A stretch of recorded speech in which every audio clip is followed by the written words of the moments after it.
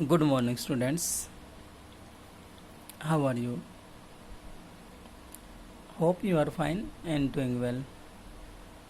बेटा, आज जो हमारा विषय है ना, वो रहेगा अनसीन पैसेजेस। तो अनसीन पैसेज ये होता क्या है?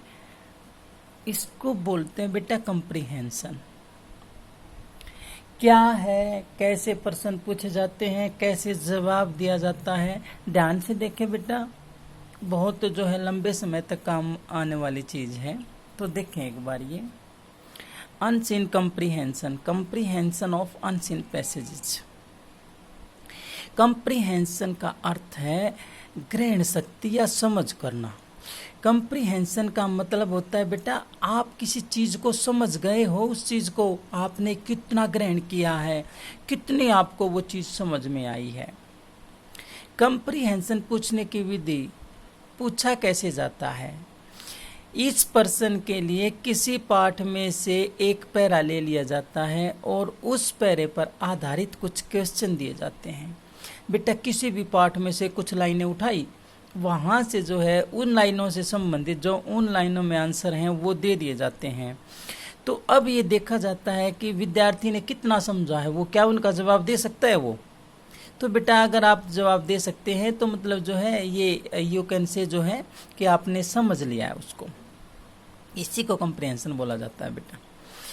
अब कंप्रीहेंशन को हल करने की विधि, आपको कोई कंप्रीहेंशन दे दिया जाता है, ये तो पता चल गया कि बेटा कहीं से भी 4 लाइनें 10 लाइनें जो भी दे दी जाती हैं और उनसे रिलेटेड सवाल किए जाते हैं। तो अब ये तो हो गया कंप्रीहेंशन। अब आप कंप्रीहेंशन को हल कैसे करेंगे? इसका तरीका है बेटा, दिए गए पैरे को बार बार पढ़ो जब तक पैरे के भावों को पूर्ण रूप से ग्रहण ना कर लो। बेटा पैसेज को पढ़ो 1 बार 2 बार, अगर आवश्यकता पड़े तो 3 बार, कि जब तक आपको पूर्ण रूप से जो भाव समझ में ना आ जाए। थीम क्या है उसका, मेन चीज क्या है। पैरे के प्रत्येक शब्द का अर्थ जानना जरूरी नहीं। इस बात से चिंतित ना हो, कोई ऐसा वर्ड आ गया आपको मीनिंग नहीं आता, कोई बात नहीं बेटा, गैस मीनिंग चलेगा। लेकिन जो है ये जरूरी नहीं कि आपको हर एक का अर्थ आता हो, तो ये कोई चिंता की बात नहीं है। आपको मेन क्या करना है, इस पढ़ने के पीछे आपको भाव समझना है। थीम क्या है उसका, वो कहना क्या चाहता है, टोटल किस बात पर बेस्ड है वो। पैरे को पढ़ने के बाद एक एक क्वेश्चन को पढ़ो। अब आपने पैरे का जो है पढ़ लिया बेटा, अब उसको जो है क्वेश्चन को पढ़ना शुरू करो। पैरे की जिस पंक्ति में उत्तर मिलता हो उसके नीचे लाइन लगा दें। जब आप क्वेश्चन पढ़ोगे ना बेटा, आपने पैरा तो पढ़ लिया, जब आप क्वेश्चन पढ़ोगे तो जो है आप पाओगे, जब उसके भाव को ग्रहण कर लोगे, समझ जाओगे, तो उसको देखोगे कि आपके उन्हीं लाइनों में आंसर होते हैं जो आपने पढ़ी है। तो बेटा जब भी आप जो है जब जिस पंक्ति में आपका उत्तर मिले उसके नीचे लाइन लगा दो, उसके अंत में उस पर्सन का नंबर लिख दो कि भाई ये इस पर्सन का उत्तर है। उत्तर उसी टेंस में दे जिस टेंस में पूछा गया हो। बेटा बहुत महत्वपूर्ण है, जिस टेंस में आपसे सवाल करता है ना, आपको उत्तर उसी टेंस में देना होगा।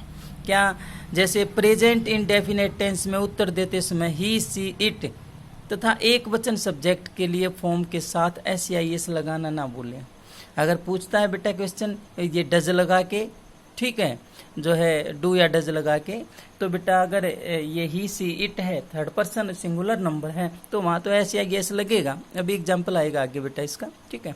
और डिड हो तो जो है डिड तथा पहली फॉर्म को उठाकर दूसरी फॉर्म का यूज करें। तो देखें बेटा इसका जो है एग्जाम्पल देखें क्या है ये। देखें, हु इज कमिंग, क्वेश्चन ये है, मान लो हु इज कमिंग, तो आपने हु की जगह लिख दिया नाम बेटा, ठीक है, इज कमिंग। या आपने ये लिख दिया रोहन वॉज कमिंग। बेटा जब इज में पूछा गया है, प्रेजेंट में पूछा गया, तो आप प्रेजेंट में देंगे, ये आपका गलत हो जाएगा। तो ये इज में पूछा गया, इज में। वेयर डज ही लिव, ये ध्यान से देखें बेटा, ही लिव्स इन दिल्ली, ये बेटा थर्ड पर्सन है सब्जेक्ट। अगर टेंस में भी आपको बताया गया है, टेंस में बड़े ध्यान से बताया गया प्रेजेंट इंडेफिनेट में बेटा, कि जो है ये थर्ड पर्सन के साथ SEIS आता है, वर्ब होती है जो उसके साथ जो ना SEIS लगाना पड़ता है।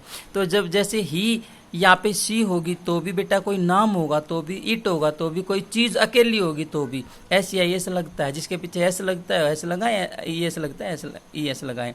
तो ही लिव इन दिल्ली, ये गलत हो गया। क्यों? क्योंकि थर्ड पर्सन है, एस तो आएगा बेटा। ये लिव्ड लिख दिया तो भी गलत हो गया। क्यों गलत हो गया? क्योंकि पर्सन जो है प्रेजेंट में पूछा गया है बेटा। ये तो इसलिए गलत हो गया क्योंकि ये बहुवचन के साथ यानी प्लूरल के साथ आ सकता था, और ही जो है सिंगुलर है, और ये टेंस के लिए गलत हो गया बेटा। अच्छा, व्हेन डू दे कम, ये भी प्रेजेंट का है, डू और डज प्रेजेंट के दोनों। अब दे कम इन द मॉर्निंग, बेटा ये कम बिल्कुल ठीक है, यहाँ पे ऐसे नहीं लगेगा क्योंकि ये दे बहुवचन है, बहुवचन के साथ प्लूरल के साथ नहीं लगाते बेटा, सिंगुलर के साथ ही ऐसे ऐसे लगाते हैं। अब दे कम्स, कम्स तो आ ही नहीं सकता दे के साथ क्योंकि प्लूरल है, ये वैसे गलत हो गया। दे केम, केम ये टेंस बदल गया यहाँ पे, तो कम ही आएगा क्योंकि प्रेजेंट में पूछा गया, प्रेजेंट में। बस इतना हो सकता है कि भाई थर्ड पर्सन और ये सिंगुलर नंबर है सब्जेक्ट, तो एस लग जाएगा यहाँ पे। ये है तो थर्ड पर्सन लेकिन प्लूरल है, इसलिए हम एस भी नहीं लगा सकते इसमें। हाउ डिड ही गो, अब ये डिड और गो बेटा जो है डिड से क्वेश्चन पूछा गया है, पास्ट टेंस है। ही वेंट ऑन फुट, देखो बेटा कैसे गया वो, मतलब पैदल गया, वेंट आ गया यहाँ पे डिड और गो था, यहाँ पे वेंट। तो आपको बताया गया है अगर डिड से क्वेश्चन किया जाता है तो बेटा उत्तर जो है आपका आंसर जो है वो सेकंड फॉर्म में होगा। जैसे ये फर्स्ट है, गो वेंट गोन, फर्स्ट सेकंड थर्ड, तो बेटा गो इसके साथ डिड के साथ है तो आंसर में क्या आ गया, वेंट, क्योंकि सेकंड फॉर्म में आंसर देना होता है, डिड और फर्स्ट फॉर्म को हटाना होता है। दूसरा एग्जाम्पल इसी का, व्हाट डिड ही सी, क्या देखा उसने, ही सॉ। ये देखो बेटा अब जो भी आएगा भाई कुछ भी है जो आप लिख सकते हो, जो भी उसने देखा, तो सी सा सीन, तो मतलब ये बेटा सेकंड फॉर्म आ गई यहाँ पे, ठीक है।